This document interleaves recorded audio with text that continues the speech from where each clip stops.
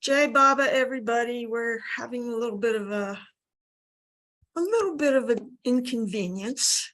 We can't get connected to audio, but we're going to be able to hear him through the phone. So it may not be the best, but we'll do the best we can. Let's see. Today we're starting session 18. As always. And where are we starting today, Ward? You know, I've sort of forgotten my. Let's see. I think we're on 24, aren't we? Is that right? Let's see. January. Did we do this one? I don't know. Did we do this? No, I think we looked at it, but I don't think we did it. Yeah. Let's see. Maybe we got to the end of this. Did we get to the end of the sixth plane, seventh plane? I think we did. Yes, didn't we? yes. Mirabad is my place. Yes, yes, that's it. Okay. So now we're going to have, they're going to be shorter for the most part. So he's finished the 7 planes, and now he's going to look at, we're calling it modalities of knowing in infinite intelligence. This is called Chaitanya. So let's see. Oh, it's session 17, Elizabeth says. I could have sworn I did a session 17. Oh, well, Yeah. it doesn't matter. Okay, so we could have somebody start to read. Melissa, are you ready? Yes, I am. You need to zoom in. There we go. So shall I read the table first? Yeah. Crypt Cabin, Tuesday, 3rd of January, 1928. From Atma, unconscious, to Atma, self-conscious. Table 6, evolution, the path, and the modalities of knowing. Would you like me to read in horizontal lines? Or down? Maybe down. Well, Yeah, maybe read the rubrics on top and then read down. Yeah, oh, I got it. Maybe the left half down and then the right half down. So under evolution, the top line is Atma, form and mode of knowing. So the form, when the form is metal, there's no mode of knowing listed. Similarly for vegetable, and similarly for worm, no mode of knowing shown. Then when we get to fish, there is finite instinct. Bird, less finite instinct. Animal, instinct. And human, intellect. On the paths, on the first plane, the mode of knowing is inspiration. Second plane, revelation. Third plane, insight.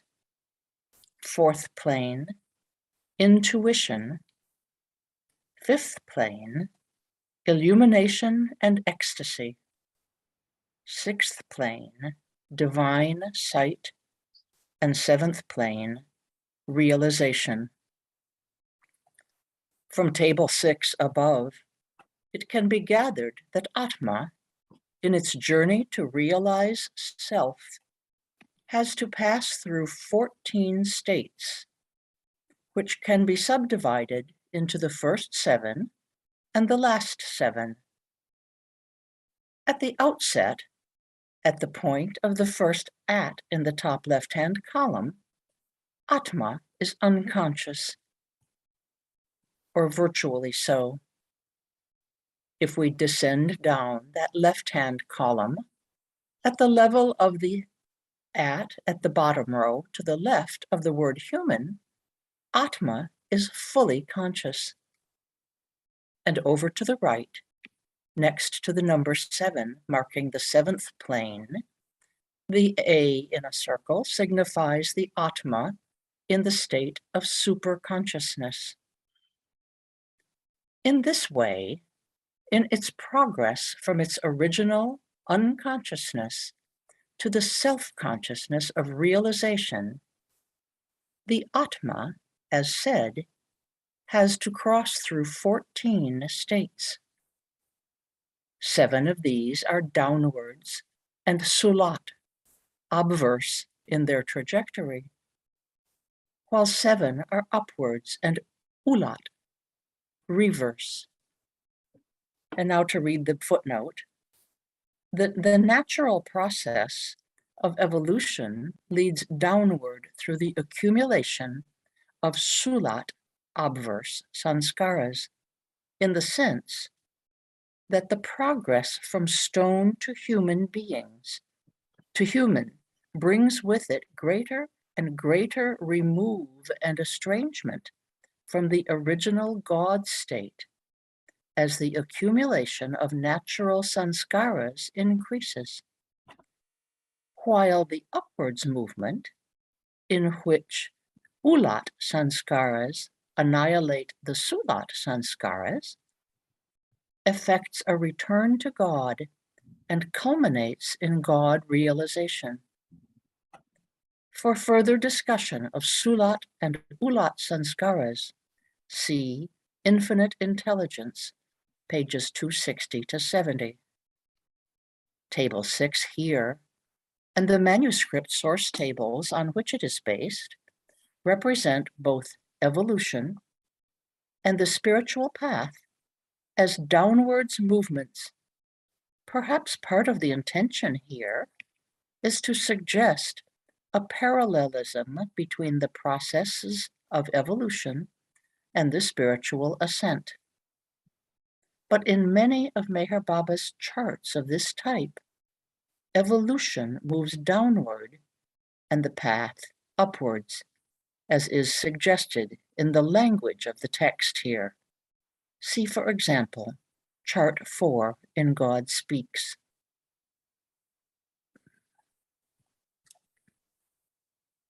Here's my answer. Reverse.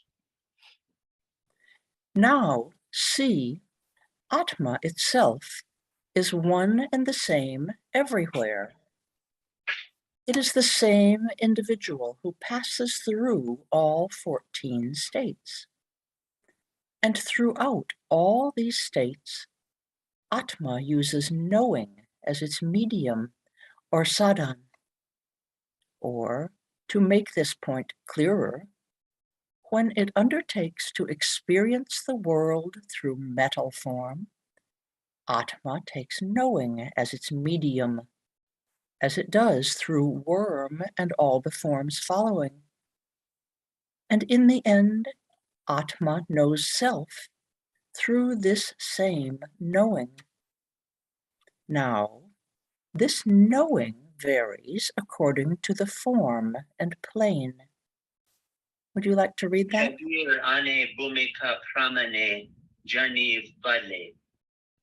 And then there's another little note. Shall I read that one with the dagger? Let me see, we probably can skip it, yeah. Okay, knowing changes according to body and plane. Okay. Yeah. In the first 7 states, comprising the evolutionary descent, Atma acquires 7 different forms. But after that, with the achievement of the human form, no further form arises. But instead, the 7 different planes give birth to the Atma's new different states. In the early stages of the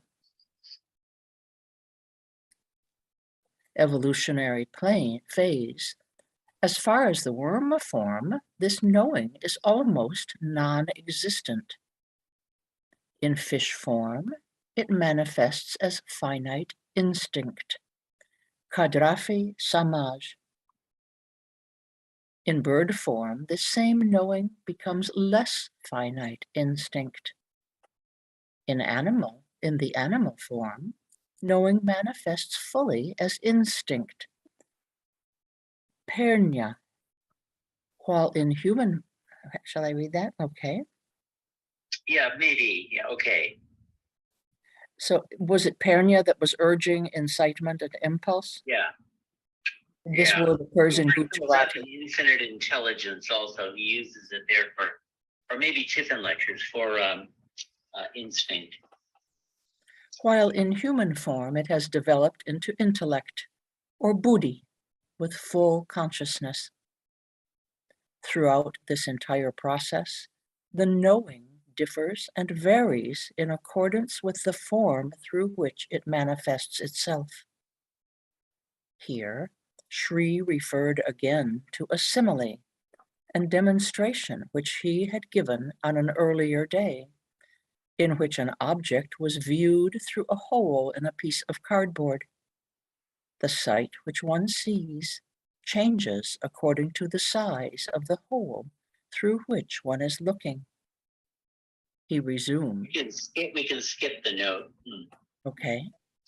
He resumed. Now, in the human form, if the Atma has not yet turned, and by this I mean the turning of the mind towards the planes, Marg, it has to take birth and rebirth again and again. All of this within the final limit of the human and the forms below it. That is, not proceeding towards the planes.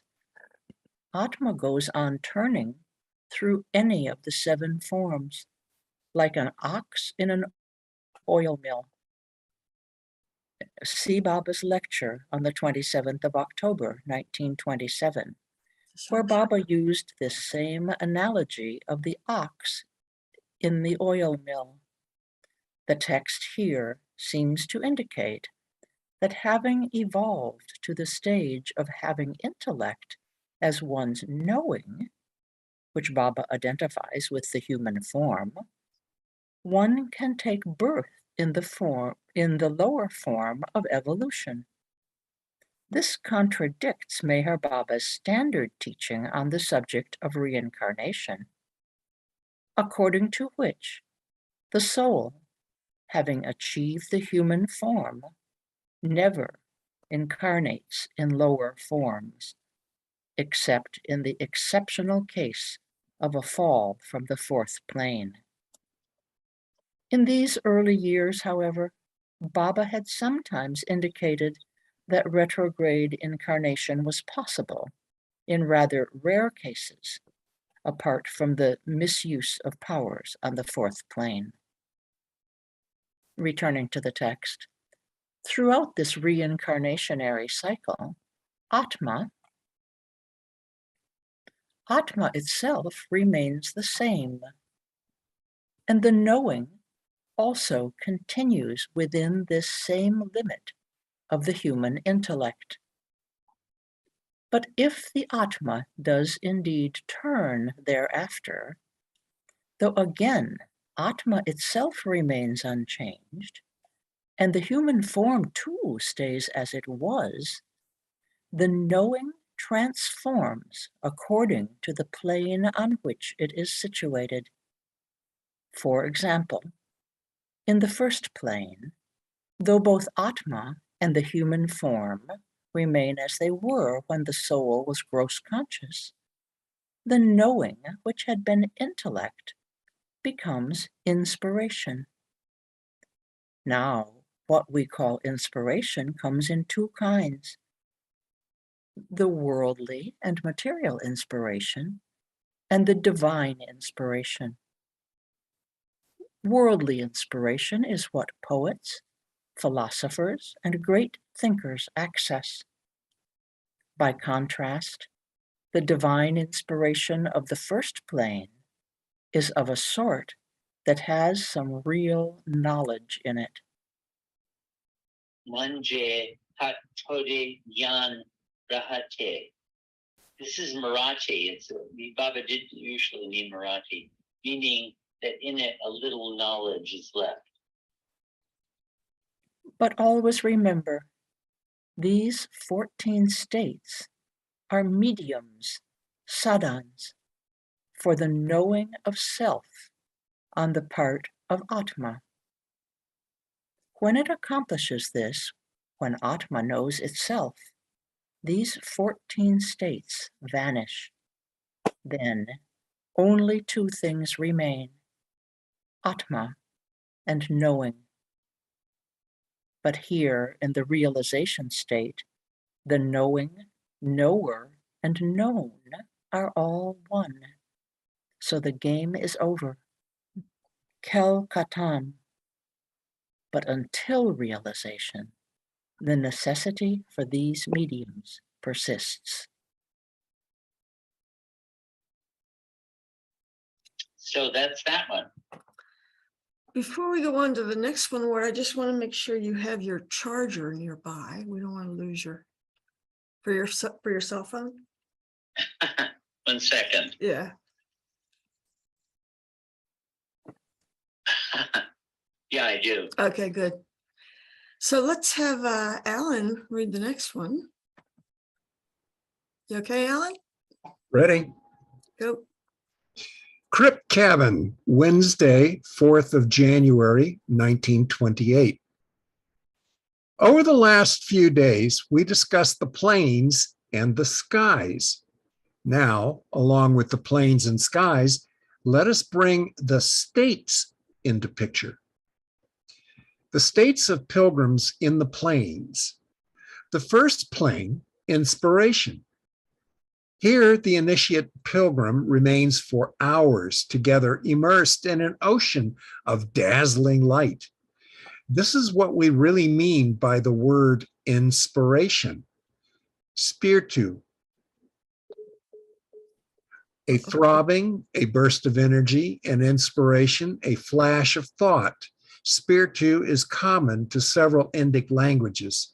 Baba discusses Spiritu in Tiffin lectures.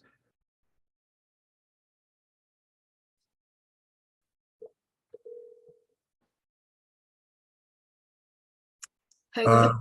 Yeah, we lost Ward.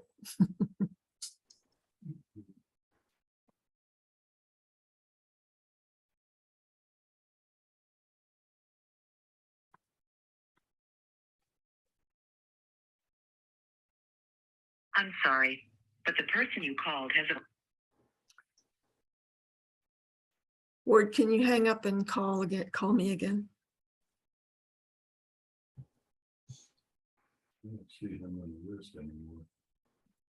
Now he's here. He just lost the phone connection.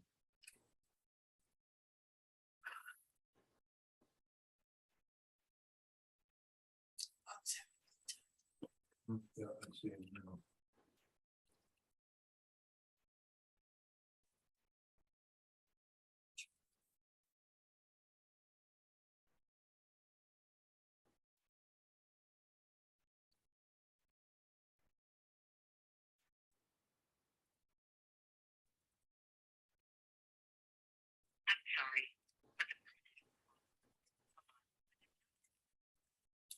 So he must have lost his connection. Okay, I'm running out of ideas, guys. Oh, here he comes. He must be back. Okay. Ward, we lost you there for a minute. Me again? Yeah, we got you. Okay. All right. So he just finished reading the note at the bottom. Okay. So we're up here, the worldly inspiration. Is that how far we got? Yeah, did I lose Alan? No, I'm Oh, waiting good. for everything to settle. Yeah, okay. We got to the asterisk indicating a note on Spiritu. You can go ahead then. The worldly inspiration, as it is called, which poets and great thinkers and philosophers sometimes tap into, has absolutely no connection with this higher inspiration that awakens at the outset of the spiritual path. Second plane revelation, by means of the Sukshma Drishti, or subtle sight, which the pilgrim now possesses, the subtle world is revealed to him like an open book. This second plane chap pays less heed to the gross world, and his eyes are found to be red like blood. This is the sign by which such a one can be recognized. Third plane, insight. Here, the advanced pilgrim radiates through his subtle eyes a light into the gross and thence into the subtle eyes of others. And by this means, he reads everyone's innermost mind. The sign of such a one is this: his eyes are always swollen. Sujleli. The eyes of others are not always swollen like his are. Tasa, the word I'll have to surrender. Nastat Sadodit Sujleli. I think that's Marathi. Yeah. It's funny, Baba's using a bunch of Marathi. Yeah. All this I know, and so I tell you. Fourth plane, intuition. On this plane, a chap can raise the dead. As we've said before, his eyes are most piercing. Bekdek. If he were to gaze directly at something for even a minute, it would break with a crashing and tearing sound. Tadai Netuti Jai. For this reason, Skip the note. Yeah. For this reason, he never looks at anything steadily. His eyes are always flickering. Shri here gave an example of a yogi who unintentionally gazed at an ox for a moment, and its belly was blown apart. Jeez. But remember, all of this is a dream, bahas. As we have said yesterday, these 14 states are only the means, saran. Once the game is finished, they have no further use. But until one achieves realization, one has to go on passing through all these states and stages. Mark the fun. Atma arrives here at the human form automatically in accordance with the theory of evolution. And having achieved this, it stops. It never progresses further except with the aid of a guru. And even if no Sadguru turns him and he proceeds on by his own efforts, generally he stops at the very first sky, believing this to be the goal. Tomorrow, we will move on to the fifth and sixth planes, and I will show you through an example that one has to pass through these stages. There is no remedy. It cannot be avoided. When one has transcended all of these states, then all of it is revealed as nothing but illusion. Boss. Okay. Wow, that was a short one. Yeah, you can see there are a series of short ones now. Well, thank you, Alan. Let's have Marion Lewis.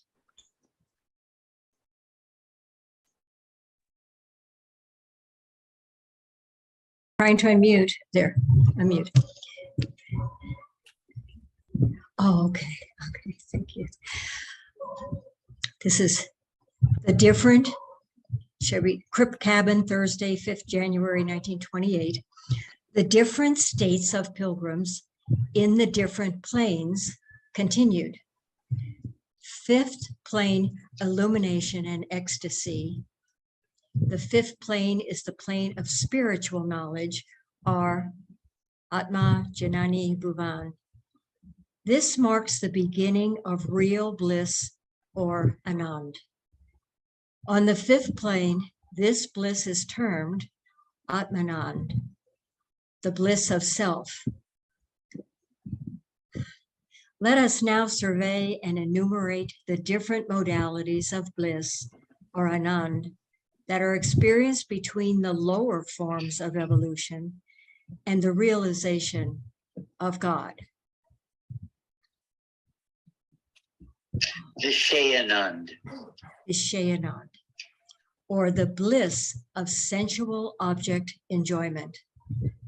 This Probably Anand the is, note is worth reading. oh, all right. And there's a footnote.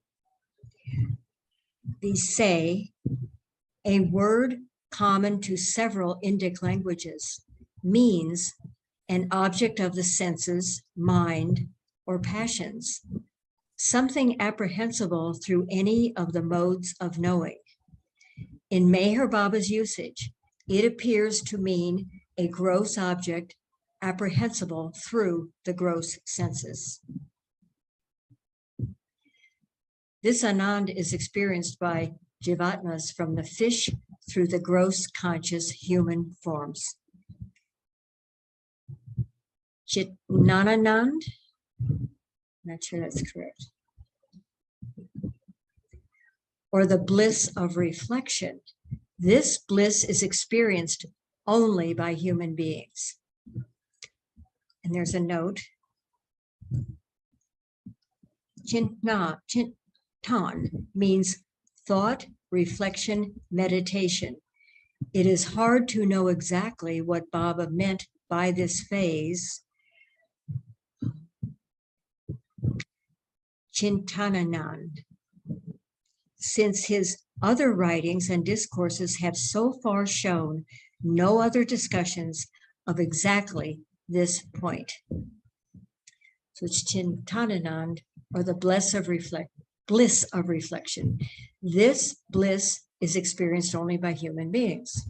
3, Yoganand, the bliss of yoga. Yogis experience this kind of bliss when in the samadhi state. This bliss is proper to those who have achieved the human form, but who have not yet been turned. Now comes our dear Premanand, the bliss of love. The fortunate one who acquires this kind of Anand wins the chance of turning.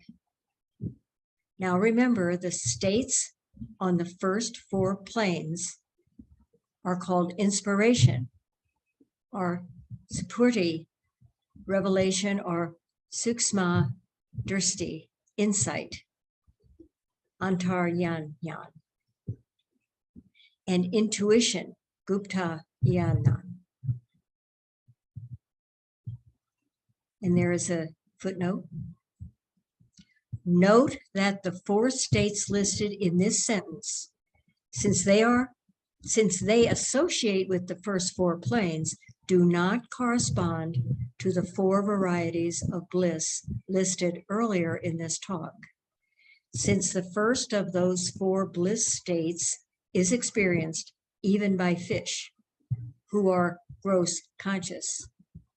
Since the next 3 bliss states, Chintananand, Yoganand, and Premanand, evidently occur prior to turning. Perhaps Baba means to indicate that these modes of bliss too belong to human consciousness on the gross plane. On the other hand, according to the chapter, The Sevenfold Veil in God Speaks, pages 67 to 74, the turning and passing inward through the doors of the 7 openings in the face, which correspond to the 5 organs of sense. While this process begins in the first plane, is completed only on the 5th. Perhaps this is what Baba means by turning here. In that case, Chintananand, Yoganand, and Premanand, any or all of these, might designate modes of bliss on the first 4 subtle planes of consciousness.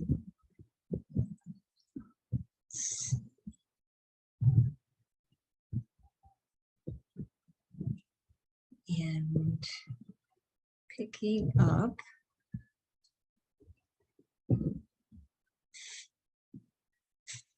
five.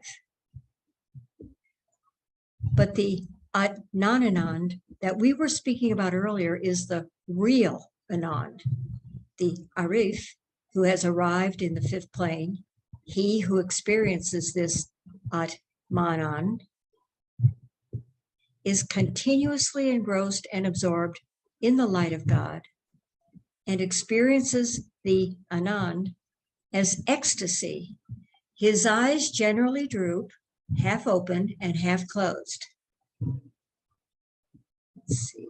I'm not sure. Adi, Ugadi, Adi, Band.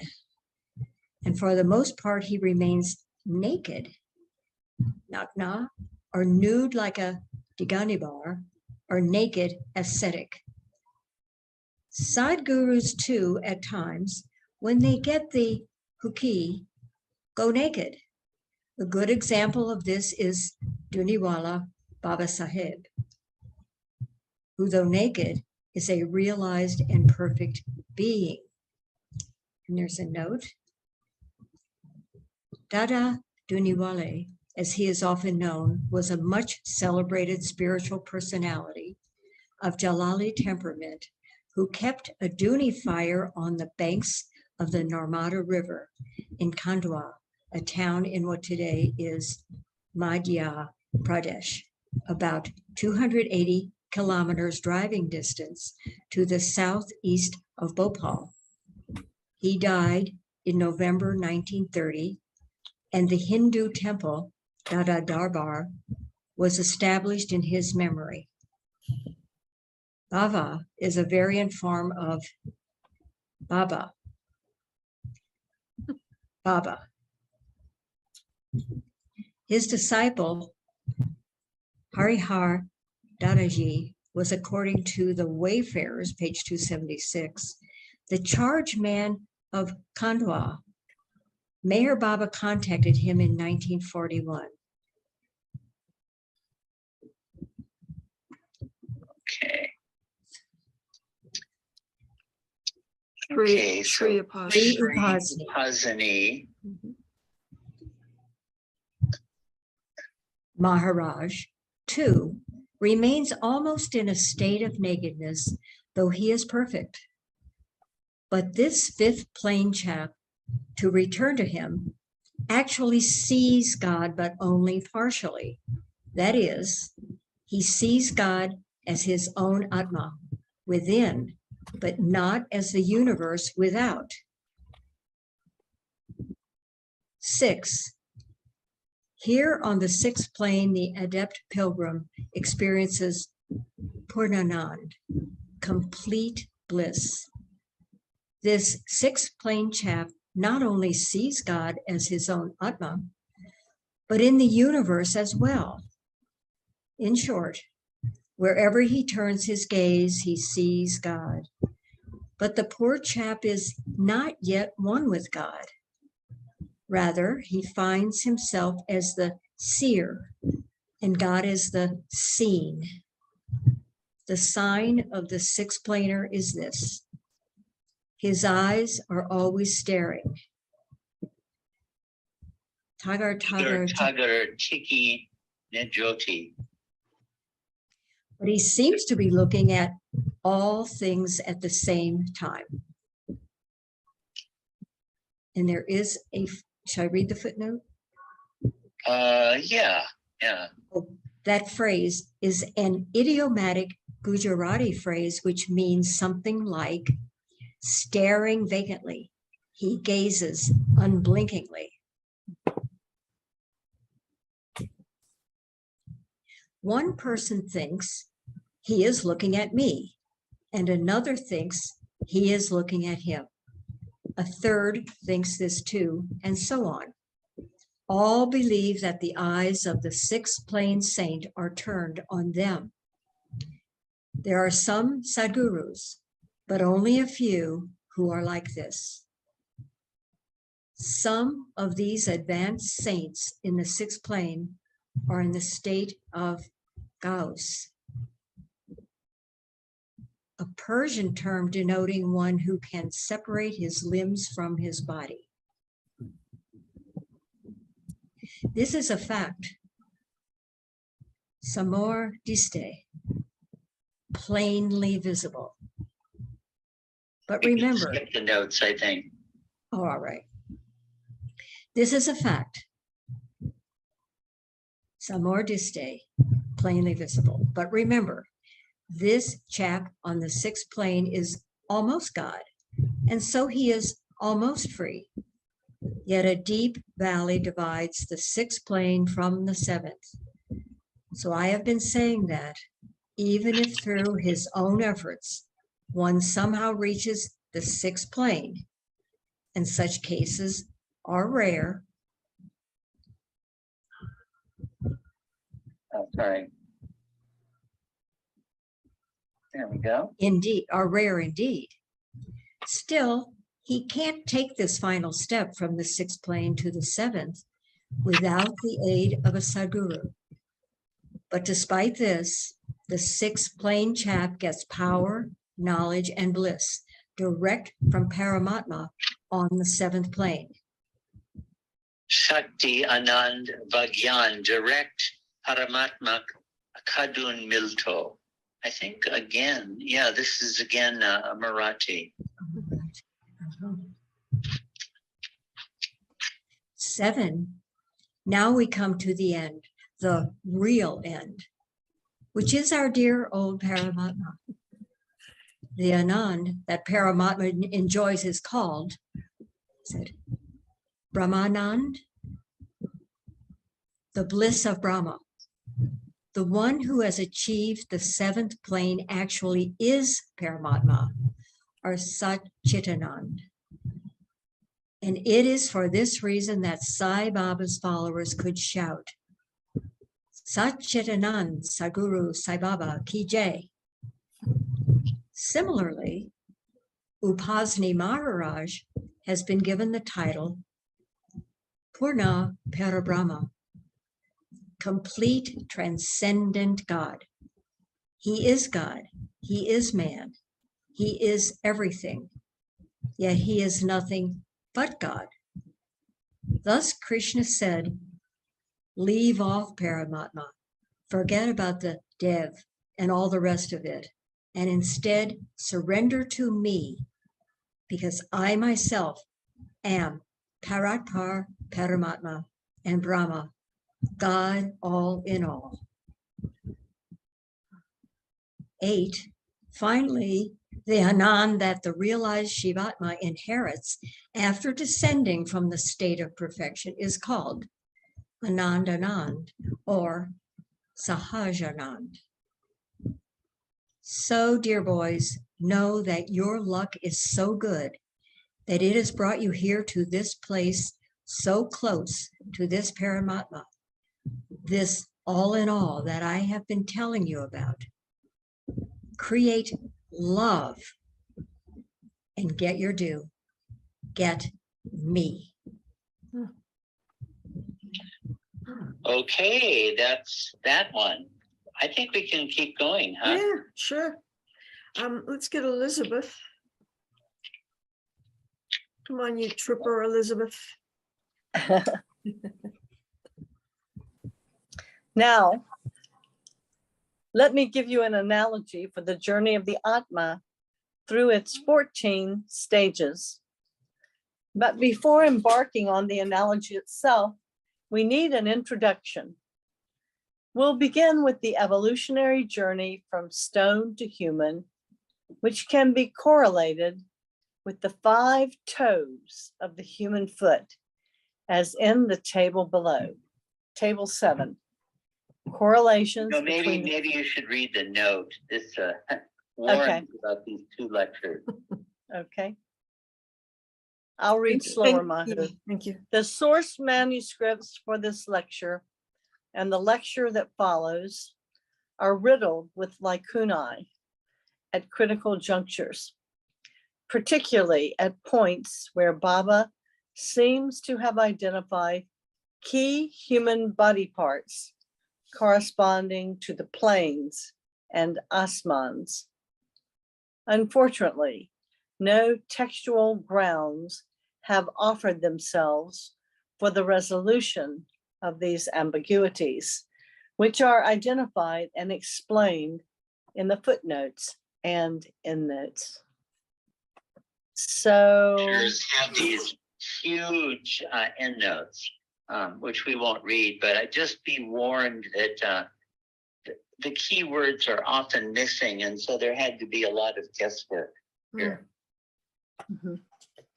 So in the table on the left side is form in the evolutionary journey, and on the right, the toe of the human foot. And I'll read from left to right.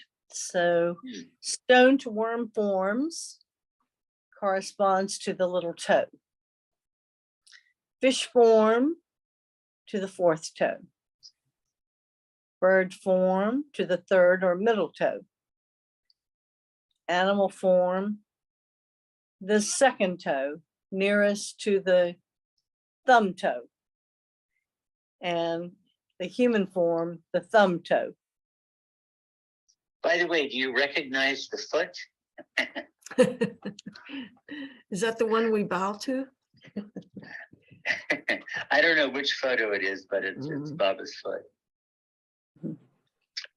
Understand this introductory series of stages properly. If you don't, you won't grasp the main analogy that follows. Now, beyond the thumb, we find no further toe.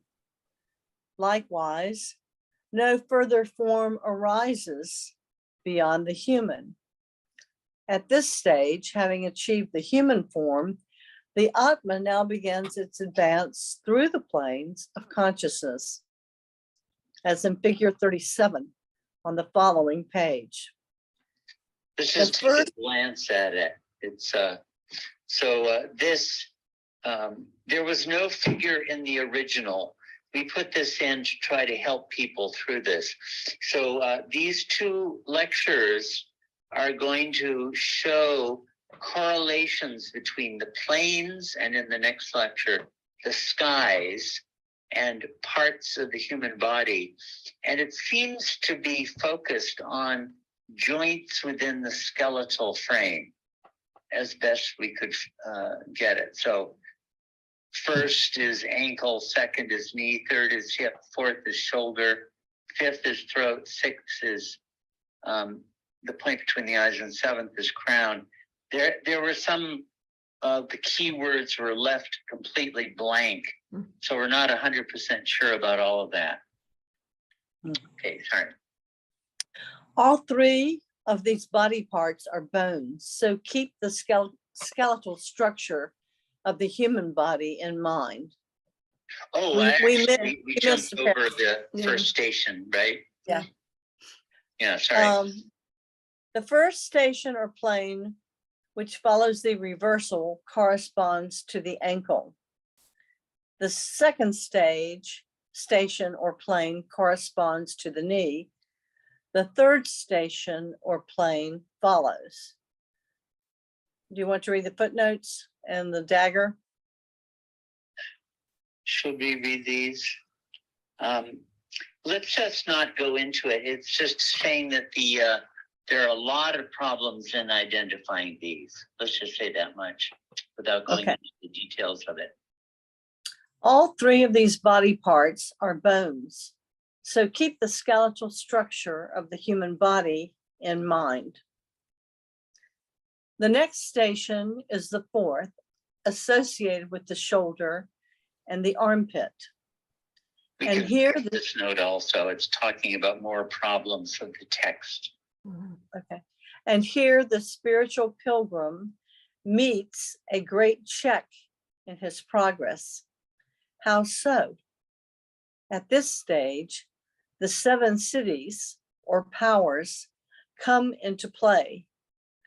They correspond to the 5 fingers and the 2 major joints, elbow and wrist. If the pilgrim refrains from the use of these powers, then progress on the spiritual journey proceeds onwards unimpeded. But if they are used, gradually the center of movement descends from the shoulder joint through the upper and lower parts of the arm and on to the fingers. Since from the fingertips, this movement has no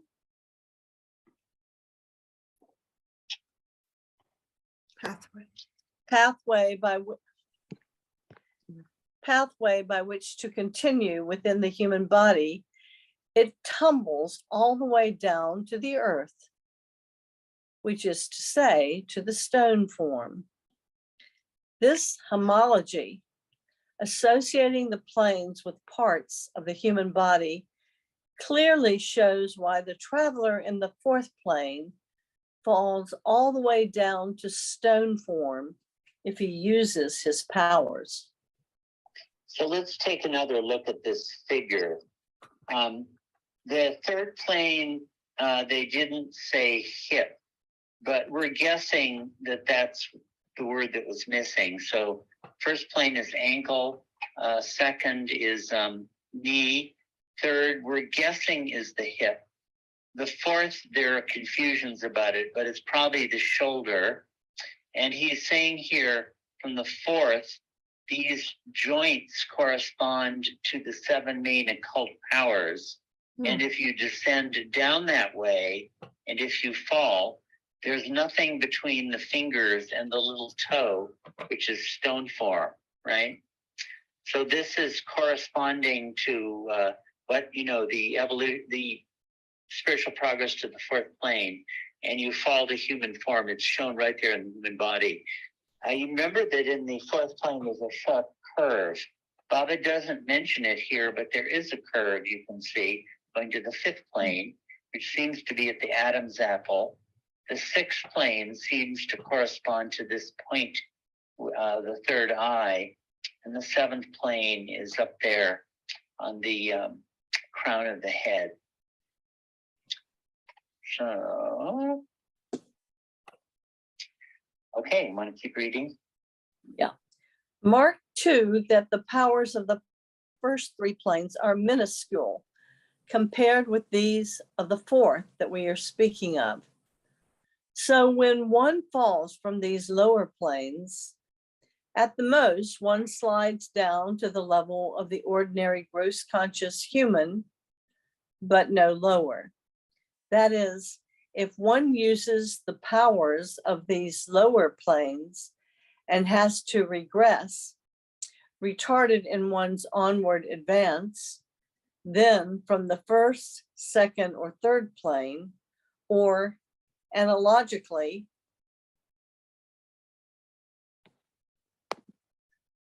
from the ankle, knee, etc., one tumbles down to ordinary human form, gross consciousness, represented by the thumb toe. So much for the Oops. Maybe we could read this note. This is a substantive note, not a text. Oh, okay. In earlier lectures, see especially pages 243 to 44, Baba explained that pilgrims on the lower planes after death revert to gross consciousness and have to recapitulate their former spiritual progress again in their next lifetime. Perhaps that is what Baba means when he speaks of retarding and regression here. But read in its obvious sense, the text seems to be referring to something else. That is, a fallback to gross consciousness because of the abuse of spiritual powers.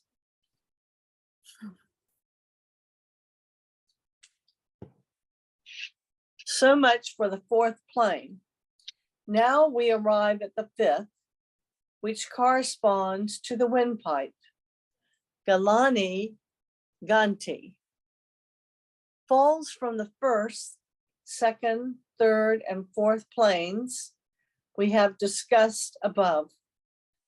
But with respect to the fifth plane, when a fifth planer leaves his body, he does not fall, but takes rebirth in the same plane.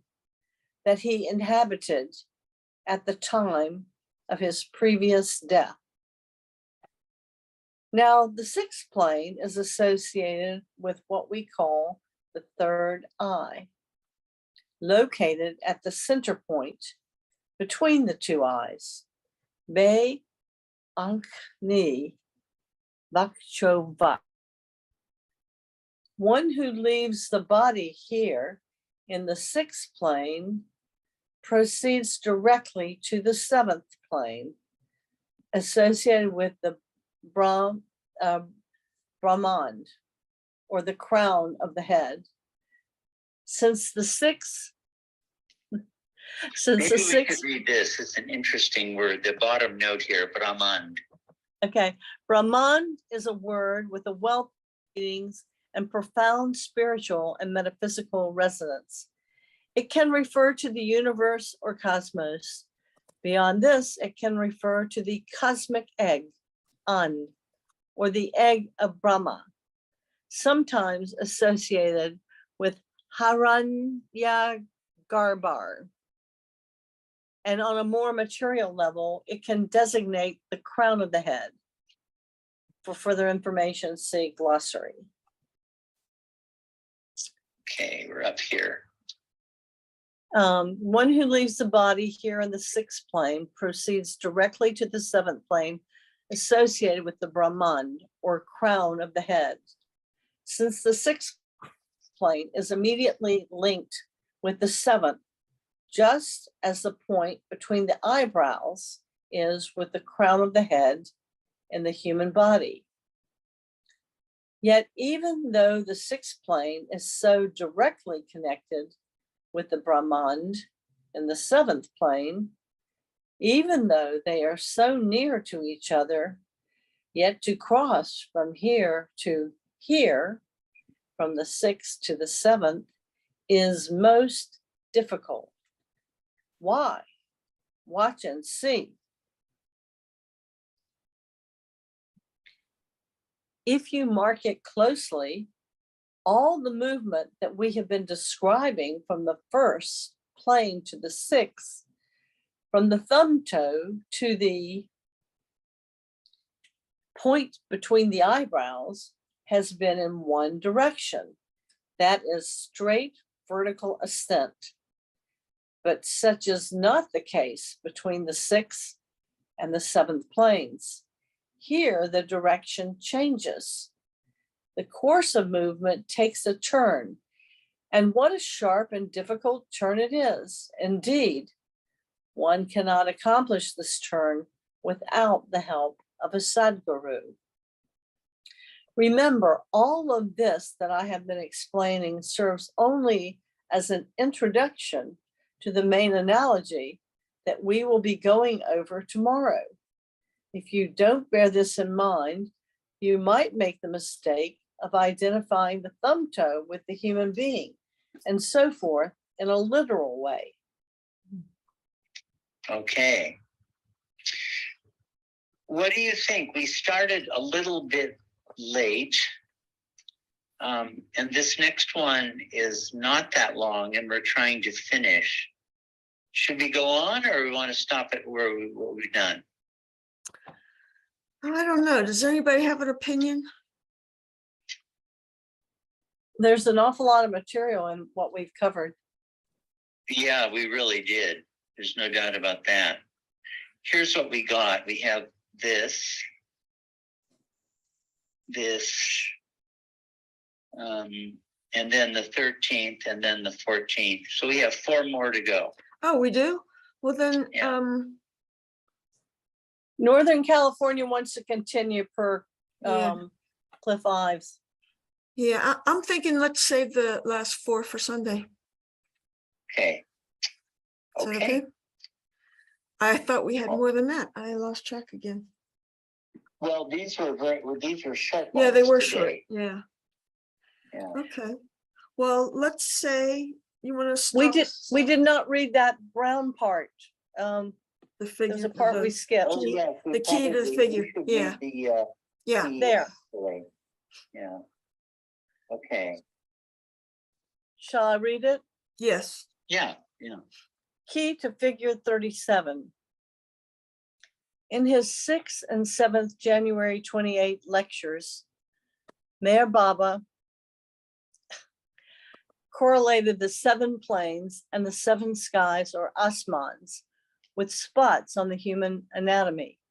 Though Baba's verbal explanations were doubtless accompanied by gestures as he pointed to parts of his body, none of our manuscripts provide an illustration. Figure 37 has accordingly been conceived and created as a visual aid by the artist editor team according to its best understanding. In this 2 human figure illustration, the anatomical parts corresponding to the 7 planes are indicated on the man to the left, while the 7 skies or asmans are similarly marked on the man to the right. It should be recollected that the points corresponding to the skies are hollows in the body located beneath or possibly behind the body parts associated with the planes. The kingdoms of evolution are correlated with the 5 toes of the foot.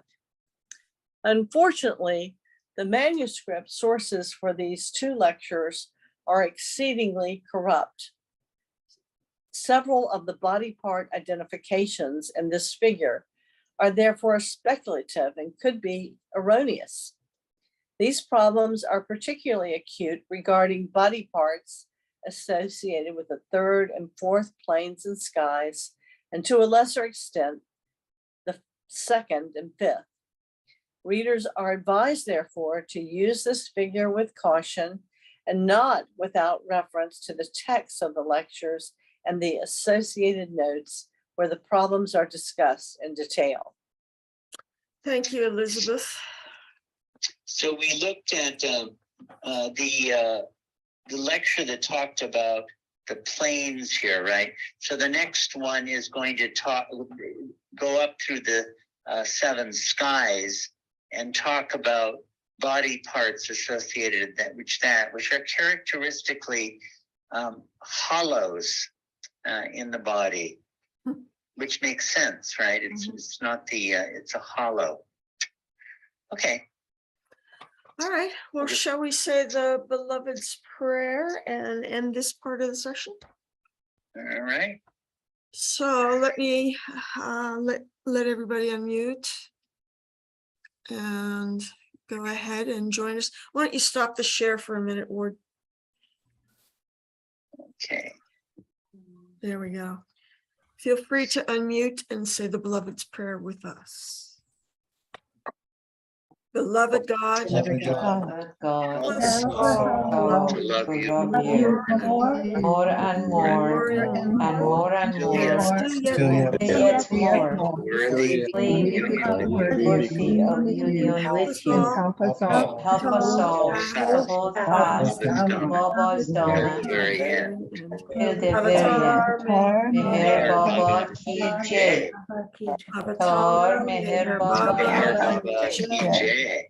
Avatar Meher Baba ki jai. Thank you, Baba, for getting us through that. That was a rough one. So many surprises occurred. Okay, let me stop the recording here.